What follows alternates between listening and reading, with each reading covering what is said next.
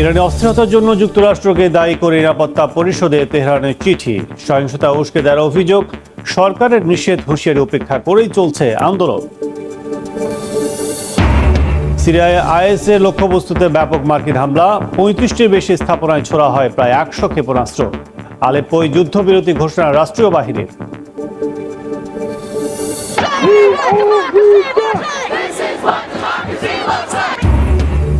অভিবাসন বিরোধী অভিযানের প্রতিবাদে যুক্তরাষ্ট্র জুড়ে ব্যাপক বিক্ষোভ। আইসির কার্যক্রম বন্ধের দাবিতে ক্যালিফোর্নিয়া, মিনেসোটার রাজপথে হাজারো মানুষ। গাজায় যুদ্ধবিরতি দ্বিতীয় ধাপে যাওয়ার বিষয়ে অগ্রগতি, প্রশাসনিক ক্ষমতা ছাড়তে রাজি হামাস, আলোচনার মধ্যেও থেমে নেই দখলদার বাহিনীর বর্বরতা। এবং সৌদি আরব ও পাকিস্তানের প্রতিরক্ষা চুক্তিতে যুক্ত হতে যাচ্ছে তুরস্ক। 3 দেশের ইতিবাচক আলোচনা, মধ্যপ্রাচ্যে গড়ে উঠতে পারে নতুন সামরিক জোট, বলছেন বিশ্লেষকরা। ইরানের অভ্যন্তরীণ অস্থিরতার জন্য যুক্তরাষ্ট্রকে দায়ী করে জাতিসংঘে চিঠি পাঠিয়েছে তেহরান। ইরানের অভিযোগ, যুক্তরাষ্ট্র ও ইসরায়েল ইচ্ছাকৃতভাবে আন্দোলনকারীদের সহিংসতা উস্কে দিচ্ছে। এই হস্তক্ষেপ জাতিসংঘ সনদের লঙ্ঘন বলেও দাবি তেহরানের। এদিকে বিক্ষোভকারীদের সৃষ্টিকর্তার শত্রু বিবেচনার পাশাপাশি মৃত্যুদণ্ডের হুমকি দিয়েছেন দেশটির অ্যাটর্নি জেনারেল। তবে এসব হুঁশিয়ারি তোয়াক্কা না করেই ইরান জুড়ে চলছে আন্দোলন।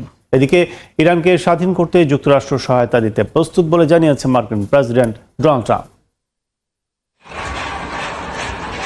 ইরানের বিভিন্ন শহরে টানা 2 সপ্তাহ ধরে বিক্ষোভ চলছে। স্থানীয় সময় শুক্রবার তেহরানের সাদাত আবাদ এলাকায় জড়ো হতে দেখা যায় বিক্ষোভকারীদের। সামাজিক যোগাযোগ মাধ্যমে ছড়ানো ভিডিওতে জনসমাগম ও স্লোগানের দৃশ্য দেখা যায়। এ প্রেক্ষাপটে বিদেশ থেকে নতুন করে আন্দোলন চালিয়ে যাওয়ার ডাক দিয়েছেন ইরানের ক্ষমতাচ্যুত শাহের ছেলে রেজা পাহলাভি। শনিবার এক বার্তায় তিনি শ্রমিক ও গুরুত্বপূর্ণ খাতের কর্মীদের ধর্মঘটের ডাক দেন। পরিবহন, তেল, গ্যাস ও জ্বালানি খাতের কর্মীদের আন্দোলনে যোগ দিতে বলেন। সামাজিক যোগাযোগ মাধ্যম এক্সে দেয়া এই বার্তা দ্রুত ছড়িয়ে পড়ে।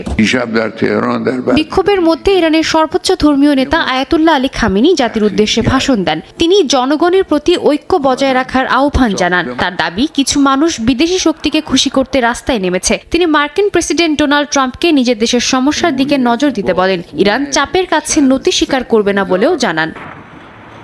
এ অবস্থায় জাতিসংঘ নিরাপত্তা পরিষদে চিঠি পাঠিয়েছে ইরান। দেশটিতে চলমান সহিংসতার জন্য চিঠিতে যুক্তরাষ্ট্রকে দায়ী করেন ইরানের স্থায়ী প্রতিনিধি আমির সাইদ ইরাবানি। তিনি বলেন, যুক্তরাষ্ট্র ও ইসরায়েল বেআইনিভাবে ইরানের অভ্যন্তরীণ বিষয়ে হস্তক্ষেপ করছে। ইরানের মতে এসব পদক্ষেপ শান্তি ও স্থিতিশীলতা নষ্ট করছে। এগুলো জাতিসংঘ সনদের সুস্পষ্ট লঙ্ঘন বলেও অভিযোগ তেহরানের। চিঠিতে বলা হয়, শান্তিপূর্ণ প্রতিবাদকে সহিংসতায় রূপ দেওয়ার পিছনে বিদেশি ভূমিকা রয়েছে। এদিকে ইরানি সেনাবাহিনীও আলাদা বিবৃতি দিয়েছে। সেনাবাহিনী বিদেশি ষড়যন্ত্রের বিষয়ে সতর্ক থাকতে জনগণের প্রতি আহ্বান জানায়। বিবৃতিতে যুক্তরাষ্ট্র ও ইসরায়েলকে শত্রু হিসেবে উল্লেখ করা হয়। সেনাবাহিনী জানায়, জাতীয় নিরাপত্তা ও অবকাঠামো রক্ষায় তারা প্রস্তুত। খামেনির নেতৃত্বে সব বাহিনী একসঙ্গে কাজ করবে বলেও জানানো হয়। অ্যাটর্নি জেনারেল হুঁশিয়ারি দিয়েছেন, বিক্ষোভকারীদের সৃষ্টিকর্তার শত্রু হিসেবে বিবেচনা করা হবে এবং তাদের মৃত্যুদণ্ড দেওয়া হবে। সাদিয়া তাসনিম, সময় সংবাদ। সিরিয়া ইসলামিক স্টেটের বিভিন্ন লক্ষ্যবস্তুতে হামলা চালিয়েছে যুক্তরাষ্ট্র। স্থানীয় সময় শনিবার বিষয়টি জানায় মার্কিন সেন্ট্রাল কমান্ড সেন্টকম। 35টির বেশি লক্ষ্যবস্তুতে প্রায় 100 ক্ষেপণাস্ত্র ছোড়া হয় বলে জানানো হয়েছে। প্রেসিডেন্ট ডোনাল্ড ট্রাম্পের নির্দেশে অপারেশন হক আই স্ট্রাইক নামের এই অভিযানে 20টিরও বেশি বিমান ব্যবহার করা হয়। তবে হামলার সঠিক অবস্থান এবং হতাহতের সংখ্যা এখনও জানা যায়নি। সন্ত্রাসবাদের বিরুদ্ধে লড়াই এবং ওই অঞ্চলে মার্কিন বাহিনীকে রক্ষা করতে এই হামলা চালানো হয় বলে জানিয়েছে সেন্টকম। গত বছরের 13 ডিসেম্বর সিরিয়ায় আইএসের হামলায় 3 মার্কিন সেনা নিহতের পর থেকেই দেশটির বিভিন্ন এলাকায় এ ধরনের অভিযান চলছে। এদিকে যুদ্ধবিরতি ঘোষণার পরও আলেপ্পোতে সিরিয় বাহিনী ও এসডিএফ এর পাল্টাপাল্টি হামলায় একদিন অন্তত 6 জন নিহত হয়েছেন। আহত হয়েছেন 70 জন। এর মধ্যেই শেখ মাকসুদ এলাকায় যুদ্ধবিরতি ঘোষণা দিয়েছে সিরীয় বাহিনী। আত্মসমর্পণের পর এসডিএফ যোদ্ধাদের বাসে করে অন্য জায়গায় পাঠানো হচ্ছে বলে দাবি করেন তারা। তবে এ দাবি প্রত্যাখ্যান করেছে এসডিএফ।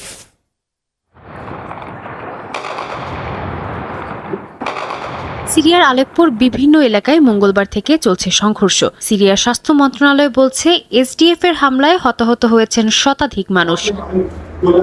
তাদের মধ্যে অনেকের অবস্থা আশঙ্কাজনক বলে জানিয়েছে স্বাস্থ্য বিভাগ। যদিও বেসামরিক এলাকায় হামলার অভিযোগ অস্বীকার করেছে কুর্দি নেতৃত্বাধীন সিরিয়ান ডেমোক্রেটিক ফোর্স এসডিএফ। স্থানীয় সময় শনিবার আলেপ্পোয় ড্রোন হামলা চালায় সংগঠনটি। একটি ড্রোন আলেপ্পোর গভর্নরেট ভবনে আঘাত হানে। সিরীয় সেনাবাহিনী বলছে এসডিএফ ইরানি তৈরি ড্রোন ব্যবহার করছে। পররাষ্ট্র মন্ত্রণালয় এসব হামলাকে সন্ত্রাসী তৎপরতা বলে আখ্যা দিয়েছে।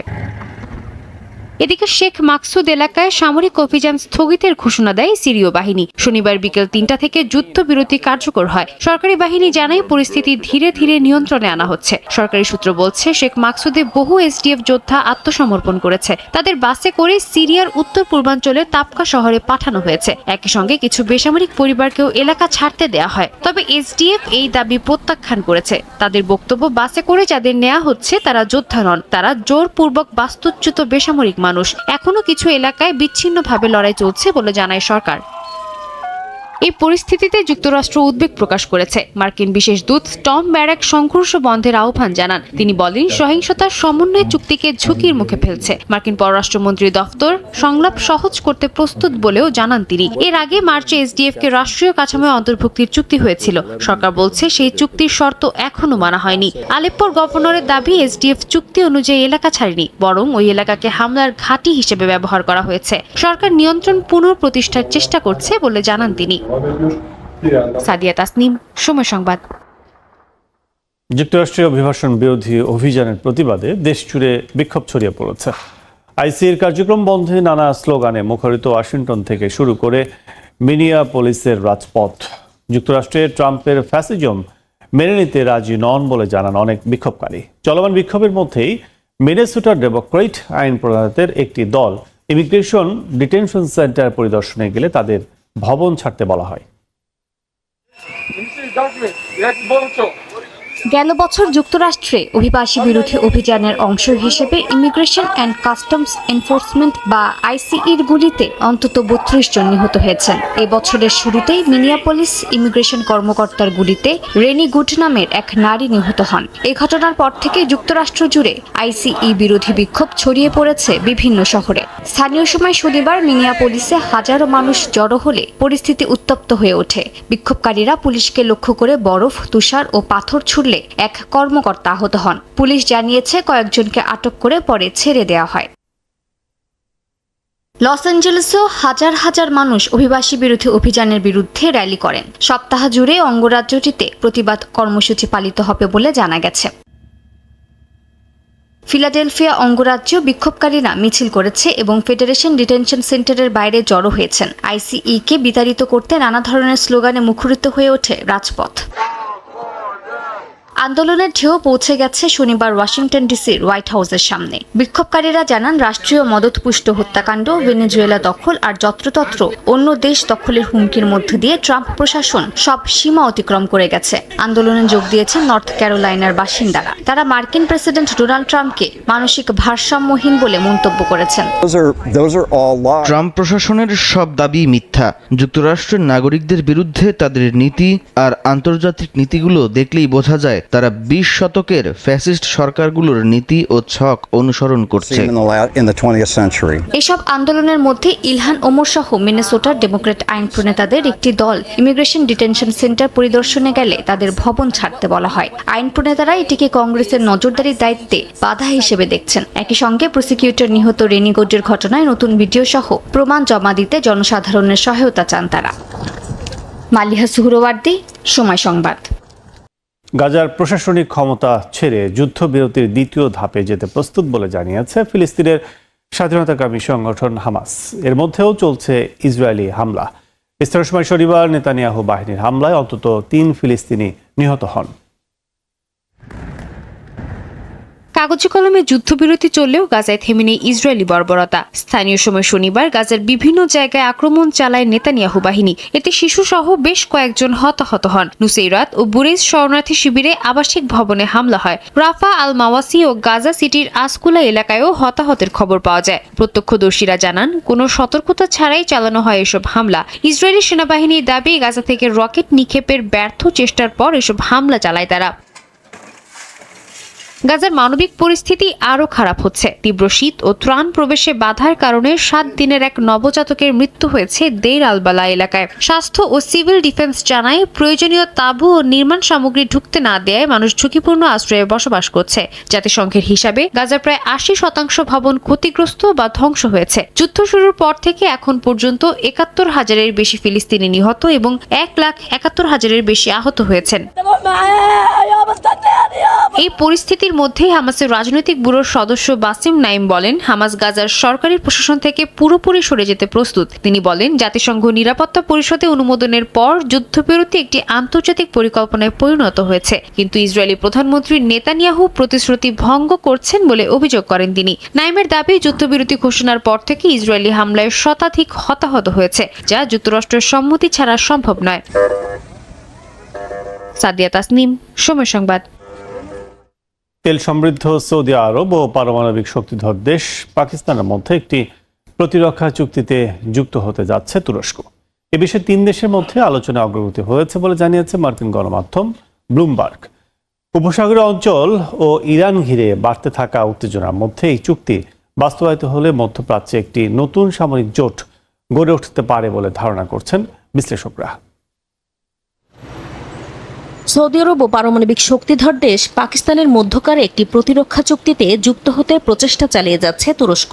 ঘনিষ্ঠ সূত্রের বরাতে স্থানীয় সময় শুক্রবার মার্কিন গণমাধ্যম ব্লুমবার্গের এক প্রতিবেদনে বলা হয়, তুরস্ক, সৌদি আরব ও পাকিস্তানের মধ্যে আলোচনায় অগ্রগতি হয়েছে। চুক্তি হওয়ার সম্ভাবনাও খুব বেশি। এই উদ্যোগ বাস্তবায়িত হলে উপসাগরীয় অঞ্চল এবং ইরান ঘিরে বাড়তে থাকা উত্তেজনার মধ্যে মধ্যপ্রাচ্যে একটি নতুন সামরিক জোট গড়ে উঠতে পারে বলে মনে করছেন রাজনীতি বিশ্লেষকরা। এদিকে আঙ্কারা ও রিয়াদের সঙ্গে ঘনিষ্ঠ হওয়ার পাশাপাশি ইসলামাবাদ সুদানের দিকেও ঝুঁকছে বলে ইঙ্গিত পাওয়া যাচ্ছে। শুক্রবার রয়টার্স জানায়, শিগগিরই সুদানের সেনাবাহিনীর সঙ্গে $150 কোটি অস্ত্র চুক্তি করতে যাচ্ছে পাকিস্তান। সৌদি আরব ও তুরস্কের সমর্থন পাচ্ছে সুদানের সেনাবাহিনী। পাকিস্তানের বিমান বাহিনীর অবসরপ্রাপ্ত এক উচ্চপদস্থ কর্মকর্তার বরাতে গণমাধ্যমটি আরও জানায়, অস্ত্র বিক্রির এই চুক্তিটি প্রায় চূড়ান্ত, যেখানে JF-17 যুদ্ধবিমানও অন্তর্ভুক্ত থাকতে পারে। পাকিস্তান, তুরস্ক, সৌদি আরব ত্রিপক্ষীয় জোট হলে 3 মুসলিম দেশের আলাদা শক্তি এক ছাতার নিচে আসবে। মক্কা মদিনার মতো পবিত্র ভূমির পাশাপাশি তেল সমৃদ্ধ সৌদি আরব বিশ্বের একমাত্র দেশ হিসেবে G20 জোটে প্রতিনিধিত্ব করছে। পাকিস্তান মুসলিম বিশ্বের একমাত্র পারমাণবিক শক্তিধর রাষ্ট্র। আর এশিয়া ইউরোপের সংযোগস্থলে থাকা তুরস্কের রয়েছে ন্যাটোর দ্বিতীয় বৃহত্তম সেনাবাহিনী। এর ফলে তারা একে অপরকে সুবিধা দিতে পারবে। পাকিস্তান ঐতিহাসিকভাবে সৌদি আরব ও তুরস্কের ঘনিষ্ঠ মিত্র হলেও রিয়াদ আঙ্কারা সম্পর্ক সবসময় ভালো ছিল না। বর্তমানে সিরিয়া ও সুদানের সংঘাতে কাছাকাছি এসেছে দুদেশ। বিশ্লেষকরা বলছেন, এই 3 দেশ একত্রিত হলে আঞ্চলিক রাজনীতিতে বড় পরিবর্তন আসতে পারে। এদিকে মধ্যপ্রাচ্যে আঞ্চলিক জোটেও বড় পরিবর্তনের ইঙ্গিত লক্ষণীয়। ইয়েমেনের সংঘাত ঘিরে সংযুক্ত আরব আমিরাত ও সৌদি আরবে দেখা দিয়েছে তীব্র টানাপোড়েন। নাসরিন রুমি, সময় সংবাদ। রাশিয়ার ব্যাপক হামলায় ইউক্রেনের রাজধানী কিয়েভে অন্তত 4 জন নিহত হয়েছেন, আহত হয়েছেন 25 জন। এর মধ্যে ইউক্রেন পুনর্গঠনে যুক্তরাষ্ট্র $80,000 কোটি চুক্তি করতে যাচ্ছে বলে জানিয়েছে দ্য টেলিগ্রাফ। যুদ্ধবন্ধে মার্কিন প্রতিনিধিদের সঙ্গে আলোচনা চলছে বলে জানিয়েছে জেলেনস্কি। স্থানীয় সময় বৃহস্পতিবার রাতে কিয়েভে চালানো রুশ হামলায় বাড়ছে হতাহতের সংখ্যা। এছাড়াও হামলায় কিয়েভের হাজারো ফ্ল্যাট, তাপ, বিদ্যুৎ ও পানি বিচ্ছিন্ন হয়ে পড়েছে। এর মধ্যে তাপমাত্রা নেমে গেছে -10 ডিগ্রিতে। জানানো হয়েছে নাগরিকদের সাময়িকভাবে শহর ছাড়ার আহ্বান। এদিকে ইউক্রেনের দক্ষিণাঞ্চলের খেরসনের একটি হাসপাতালেও গোলাবর্ষণ হয়। হামলার নিন্দা জানিয়েছে বিশ্ব স্বাস্থ্য সংস্থা। রুশ হামলায় জাপোরিজিয়া পারমাণবিক বিদ্যুৎ কেন্দ্রের লাইনও ক্ষতিগ্রস্ত হয়। এই পরিস্থিতির মধ্যে সাময়িক যুদ্ধবিরতির উদ্যোগ নিচ্ছে IAEA। আর কূটনৈতিক যোগাযোগ জোরদার হয়েছে ইউক্রেন ও যুক্তরাষ্ট্রের মধ্যে। ভলোদিমির জেলেনস্কি জানিয়েছেন, প্রায় প্রতিদিনই মার্কিন প্রতিনিধিদের সঙ্গে কথা হচ্ছে। তিনি জানান, ইউক্রেনের প্রধান আলোচক রুস্তেম ওমেরভ যুক্তরাষ্ট্রের কর্মকর্তাদের সঙ্গে আলোচনা করছেন। যুদ্ধের পূর্ণ দায় রাশিয়ার উপর চাপিয়ে তিনি বলেন, ইউক্রেন কূটনীতির পথে বাধা হবে না। এর মধ্যে ইউক্রেন পুনর্গঠনে বড় চুক্তির প্রস্তুতির খবর প্রকাশ করেছে দ্য টেলিগ্রাফ। প্রতিবেদন অনুযায়ী ওয়াশিংটন ও কিয়েভ $800 বিলিয়ন একটি চুক্তি করতে যাচ্ছে। চুক্তিটি এই মাসের শেষ দিকে দাভোসে বিশ্ব অর্থনৈতিক ফোরামে সই হতে পারে। চুক্তির ভিত্তি হিসেবে রয়েছে ইউক্রেনের বিরল খনিজ সম্পদের লেনদেন। তবে এতে ইউক্রেনের দীর্ঘদিনের চাওয়া নিরাপত্তা নিশ্চয়তার উল্লেখ নেই। মার্কিন প্রেসিডেন্ট ডোনাল্ড ট্রাম্প বলেন, এই চুক্তির মাধ্যমে যুক্তরাষ্ট্র তার অর্থ ফেরত চায়। মার্কিন বিশেষ দূত স্টিভ উইটকফ এই চুক্তিকে যুদ্ধবিরতির প্যাকেজের গুরুত্বপূর্ণ অংশ হিসেবে দাবি করছেন। এদিকে কিয়েভের ওপর সাম্প্রতিক হামলাকে ঘিরে ইউরোপীয় দেশগুলোর সমালোচনা করেন মার্কিন প্রেসিডেন্ট ডোনাল্ড ট্রাম্প। তিনি বলেন, পুতিন ইউরোপকে ভয় পান না। তার দাবি, রাশিয়া কেবল যুক্তরাষ্ট্রকেই ভয় পায়। যুদ্ধ বন্ধে পুতিনকে আটক করার পরিকল্পনা আছে কিনা এমন প্রশ্নের জবাবে ট্রাম্প বলেন, এর কোনো প্রয়োজনীয়তা দেখছেন না তিনি। সাদিয়া তাসনিম, সময় সংবাদ। স্টিলটেক মানে গুণগত মানের নিশ্চয়তা। It's all about stainless style. আইন অনুযায়ী মার্কিন প্রেসিডেন্টের সঙ্গে নোবেল শান্তি পুরস্কার ভাগাভাগি করতে পারবেন না ভেনেজুয়েলার বিরোধী দলীয় নেত্রী মাচাদো। নরওয়েজিয়ান নোবেল ইনস্টিটিউট জানায়, শান্তি পুরস্কার একবার ঘোষণা করা হলে তা পরিবর্তন বা অন্য কাউকে দেয়া যায় না। এই সিদ্ধান্ত স্থায়ী ও অপরিবর্তনীয়। 2025 সালে নোবেল শান্তি পুরস্কার ডোনাল্ড ট্রাম্পকে দিতে চান বলে সম্প্রতি এক সাক্ষাৎকারে বলেন ভেনেজুয়েলার বিরোধী দলীয় নেত্রী।